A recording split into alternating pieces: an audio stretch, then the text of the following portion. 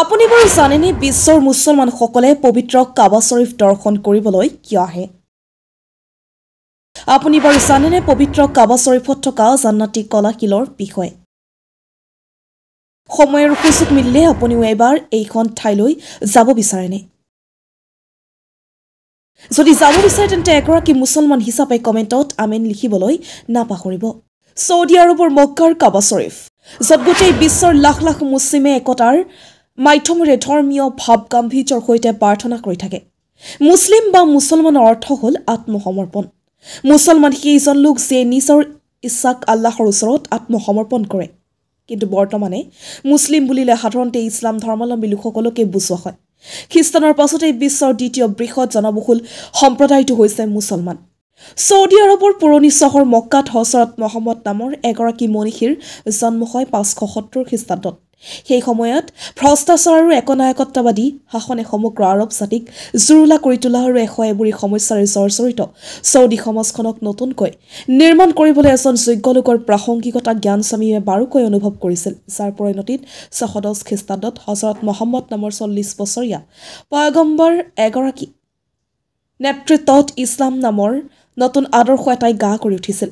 মধ্যপ্ৰাচ্যত খুব কম সময়ত ক্ষিপ্ৰ গতিত ইছলাম ধৰ্মই প্ৰভাৱ বিস্তাৰ কৰিবলৈ সক্ষম হোৱাৰ মূল কাৰণো আছিল সেই সময়ৰ আৰবীয়সকলে এটি নতুন আদৰ্শৰ প্ৰয়োজনীয়তাৰ বাৰে বাৰে উপলব্ধি কৰিছিল।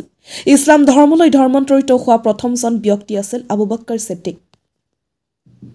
বিশ্বনবী হজৰত মহম্মদ কূটনৈতিকভাৱে যদিও তেনেই ঠুনুকা আছিল, ৰাজনৈতিকভাৱে আছিল কিন্তু সফল।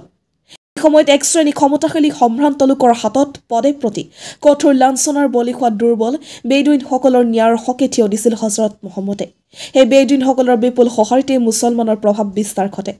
প্ৰজ্ঞা সাধনা আৰু সততাৰ গুণেৰে মহিমামণ্ডিত হজৰত মহম্মদ আছিল অতি উচ্চ ব্যক্তিত্বৰ লোক, যাৰ ফলত ইছলাম ধৰ্মৰ প্ৰতি হঠাৎ মানুহৰ সোঁত ববলৈ ধৰে। বৰ্ণ বৈষম্যতাৰ বলি হোৱা বহু ভাৰতীয় লোক ইছলামৰ প্ৰতি আকৰ্ষিত হৈ পৰিছিল।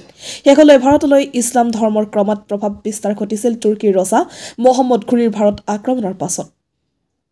ইছলাম ধৰ্মমতে কাবাক আটাইতকৈ পবিত্ৰ স্থান হিচাপে ভাবে। এইটো মুছলিমসকলৰ কিবলা, অৰ্থাৎ যি দিশে থিয় হৈ নামাজ পঢ়ে বা চালাত আদায় কৰে। পৃথিৱীৰ যিকোনো স্থানৰ পৰা কাবা যি দিশে মুছলিমসকলে ঠিক সেই দিশে মুখ কৰি নামাজ পঢ়ে। হজ আৰু উমৰা পালনৰ সময়ত মুছলিমসকলে কাবাক ঘেৰি প্ৰদক্ষিণ কৰে। কাবা ঘৰৰ ডিজাইন আৰু জোখ মাখ কাবাৰ আকৃতিৰ প্ৰায় এটা ঘনকৰ নিচিনা। কাবা শব্দটো আহিছে আৰবী শব্দ মুকাবৰ পৰা, যাৰ অৰ্থ হৈছে ঘনৰ পৰা। এইটো কেঁচা পাহাৰৰ গ্ৰেনাইটৰ দ্বাৰা নিৰ্মিত, যিটো থিয় হৈ আছে প্ৰায় ২৫ চেণ্টিমিটাৰ ১০ ইঞ্চি মাৰ্বল পাথৰৰ ভিত্তিত ওপৰত, যিটো বাহিৰৰ পৰা ৩০ চেণ্টিমিটাৰ ১ ফুট বাহিৰ হৈ আছে। গঠনৰ ঠাইৰ পৰিমাণ প্ৰায় ১৩.১০ মিটাৰ ৪৩ ফুট, উচ্চতা ওচৰা ওচৰি ১১.০৩ মিটাৰ ১২.৬২ মিটাৰ, ৪টা কোণ, কম্পাছৰ প্ৰায় ৪ বিন্দু। কাবা কলা চিল্কৰ ওপৰত স্বৰ্ণ খচিত কেলিগ্ৰাফি কৰা কাপোৰৰ চাদৰেৰে আবৃত হৈ থাকে। কাপোৰক কিছৱাহ নামেৰে পৰিচিত, যিটো প্ৰতি বছৰে পৰিৱৰ্তন কৰা হয়। সূতা দি কলিমা লিখি কাপোৰ তৈয়াৰ কৰা হয়।